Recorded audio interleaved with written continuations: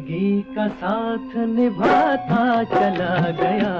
मेरी जिंदगी में कोई रोशनी नहीं, अंधेरा ही अंधेरा है। हम दम से गए, हम दम के लिए। नीयत तो ठीक थी, साथ निभा नहीं और बात है। आंखों ही आंखों में इशारा हो गया। देव आनंद एक ऐसा कलाकार जिसका निभाया हर किरदार लार्जर देन लाइफ साबित हुआ। जैसे मास्टर को मार डाला तो मैंने मास्टर को नहीं मारा है, बल्कि वो अपनी मौत खुद ही मर गया। एक ऐसा अदाकार जो अपने वक्त का स्टाइल आइकन था। मजाक होता तो क्या बात थी, न महल बनते न महल टूटते। देव आनंद जिनकी रियल लाइफ भी उनकी रियल लाइफ के जैसे ही रंगीन और तमाम कहानियों से भरपूर थी। जीवन के सफर में राही एक ऐसा सुपरस्टार जिसने 3 पीढ़ियों की महिलाओं के दिलों पर राज किया। कहीं बीते ना ये रातें, कहीं बीते ना ये दिन। और आज जब देवानंद इस दुनिया में नहीं है, तब भी उनके चाहने वालों के दिलों में उन्हें लेकर वही दीवानगी है जो तब हुआ करती थी जब वो अपने करियर के शिखर पर थे। Mommy, I love you. I love you. किस्सा टीवी आज आपको देवानंद साहब से जुड़ी 15 बड़ी ही रोचक, अनसुनी और मज़ेदार बातें बताएगा। और अगर आप देवानंद के फैन हैं तो यकीन कीजिएगा दोस्तों, आपको हमारी ये पेशकश बहुत पसंद आने वाली है, क्योंकि ये कहानियाँ देव साहब के जीवन के उस दौर की कहानियाँ हैं जब ये मुंबई आए भी नहीं थे।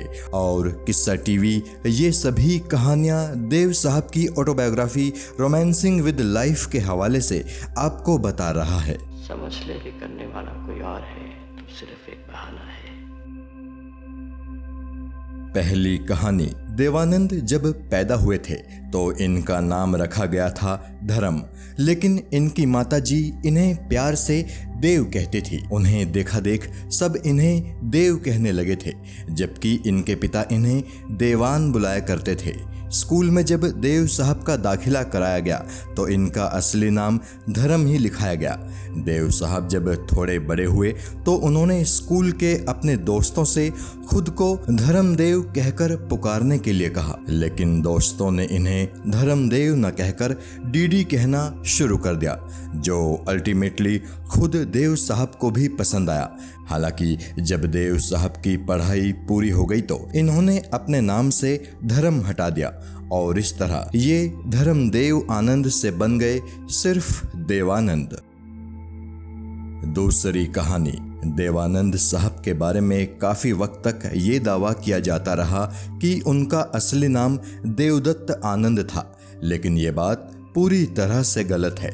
खुद देव साहब ने भी कई दफ़ा इसे गलत बताया था। अपने कई इंटरव्यूज़ में देव साहब ने कहा था कि जो लोग उनका नाम देवदत्त कहते हैं वो गलत है।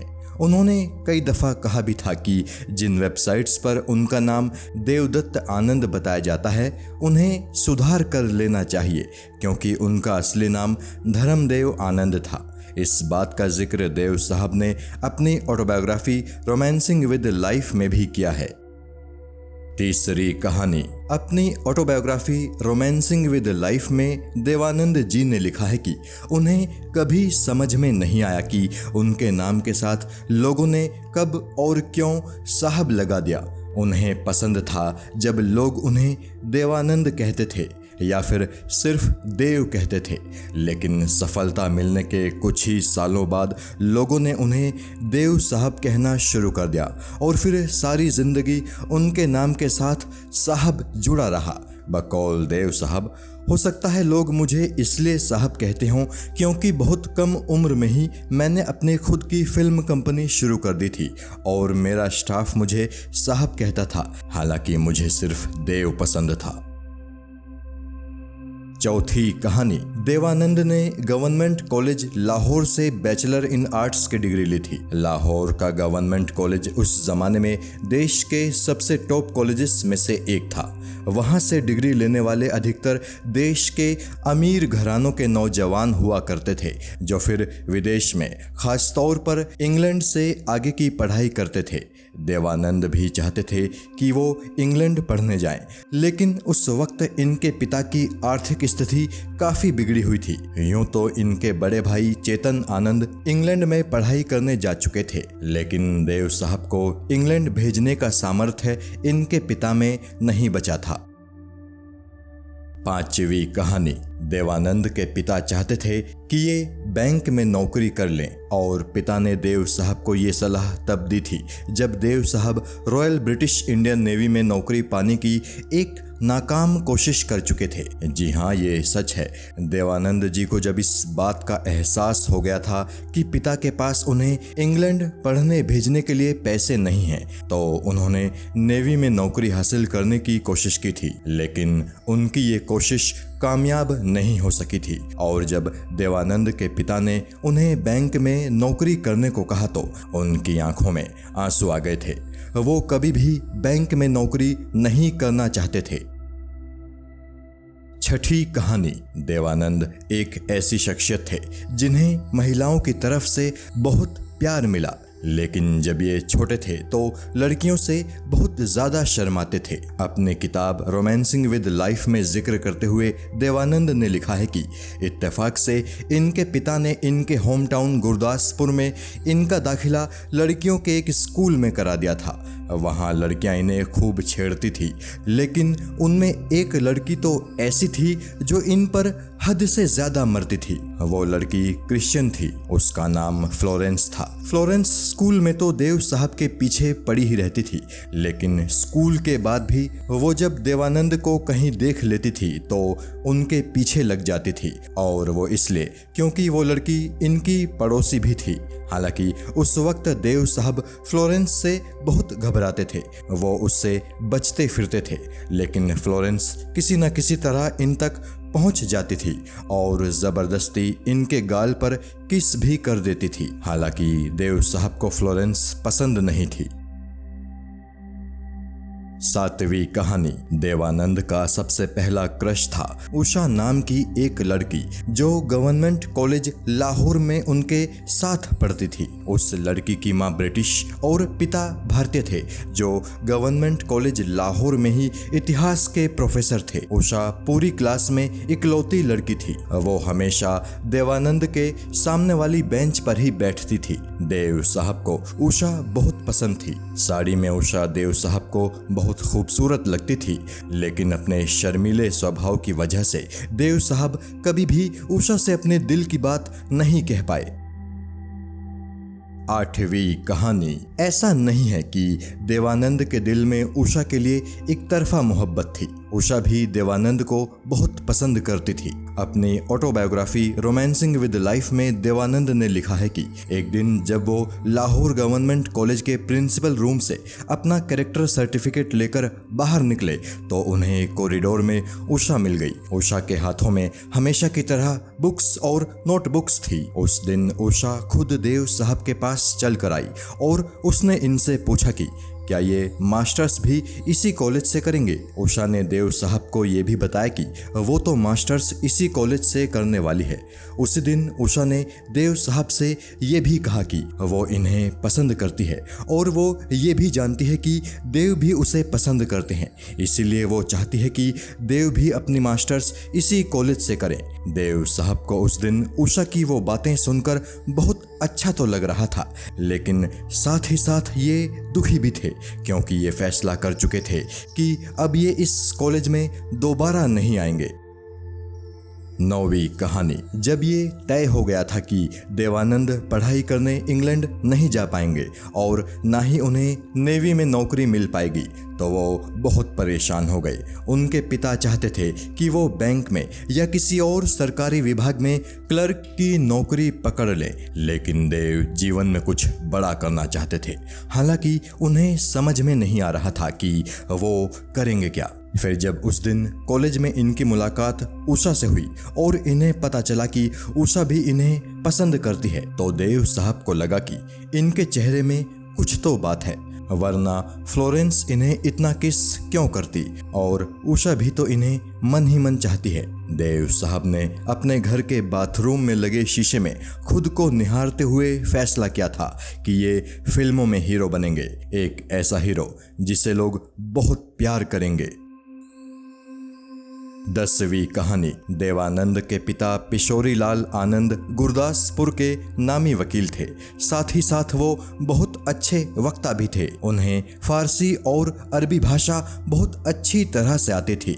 पिशोरी लाल आनंद की ईश्वर में बहुत गहरी आस्था थी। उन्होंने खुद अपने सभी बच्चों को गायत्री मंत्र सिखाया था, और चूंकि पिशोरी लाल आनंद आर्य समाजी थे तो वो दूसरे धर्मों का भी बहुत सम्मान करते थे। उन्हें कुरान व बाइबल की बहुत गहरी समझ थी, साथ ही ज्यूइश तौरा की भी काफ़ी जानकारी थी। पिशोरी लाल आनंद जी का अरबी डिक्शन तो इतना शानदार था कि जब वो अपने मुंह से बिस्मिल्लाहिर्रहमानिर्रहीम बोलते थे तो लगता था जैसे अरब का कोई मौलाना ये बोल रहा हो। इस बात का जिक्र खुद देवानंद जी ने ही अपनी ऑटोबायोग्राफी रोमांसिंग विद लाइफ में किया है।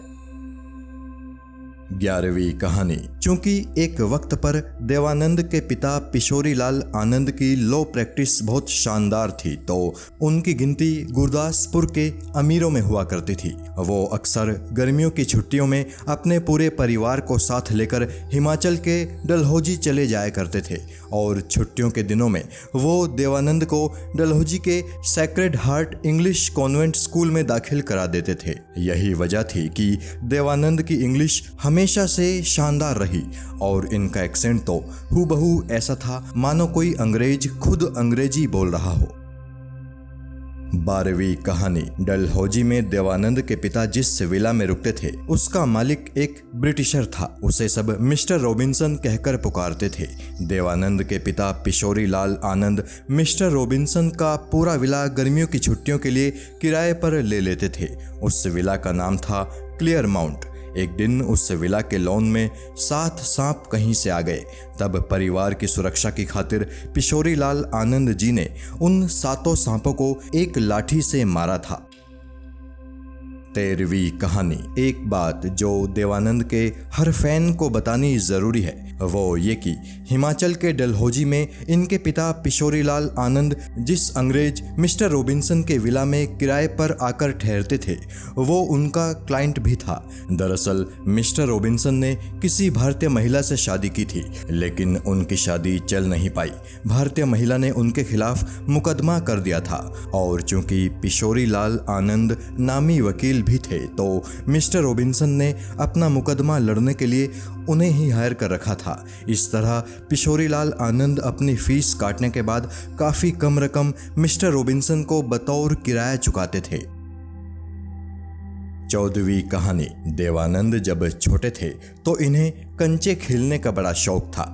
ये अपने इलाके के मशहूर कंचेबाज थे। अपनी ऑटोबायोग्राफी रोमांसिंग विद लाइफ में देवानंद कहते हैं कि कंचों में उनके सामने मोहल्ले का कोई लड़का टिक नहीं पाता था। वो एक कंचे से दूसरे पर बिना चूके निशाना लगा लेते थे, और अक्सर वो खेल में बहुत सारे कंचे जीत लिया करते थे। देवानंद के पिता जानते थे कि कंचों में इनका निशाना बहुत तेज है, लेकिन वो इनसे कहते थे कि तुम्हें कंचों का नहीं, जीवन के किसी दूसरे क्षेत्र में चैंपियन बनना है। हालांकि नन्हे देवानंद को उस वक्त पिता की वो बातें पसंद नहीं आती थी। बकौल देवानंद एक दफा तो कंचों के चक्कर में उनकी एक लड़के से लड़ाई भी हो गई थी, और वो लड़का इन्हें जोर से गिराकर भाग गया था। 15वीं कहानी। देवानंद जब अपनी टीनेज में पहुंचे थे तो उनकी मां टीबी का शिकार हो गई थी। उस दौर में टीबी की दवाई गुरदासपुर में नहीं मिलती थी, तो देवानंद को अपनी माँ की दवाई अमृतसर से लानी पड़ती थी। एक दफ़ा जून की कड़कती गर्मी में देव साहब अपने एक दोस्त के साथ माँ की दवाई लेने अमृतसर गए। चूँकि सूरज आग उगल रहा था तो देवानंद और उनका वो दोस्त स्वर्ण मंदिर के पास स्थित एक शरबत वाले की दुकान पर रुक गए। उन्होंने दुकानदार, जो कि एक सिख था, उससे 2 गिलास बादाम शरबत देने को कहा। जब उस सिख शरबत वाले ने देवानंद के हाथ में शरबत का गिलास दिया तो कुछ सेकंड्स के लिए वो देव को देखता ही रह गया। फिर वो देवानंद से पंजाबी में बोला, तेरे मत्थे दे सूरज हैगा, तू बहुत वड्डा बनेगा। उस वक्त देवानंद ने मुस्कुराकर उस शरबत वाले की बात को नजरअंदाज कर दिया था, लेकिन आगे चलकर आखिरकार उसकी बात सच साबित हो ही गई।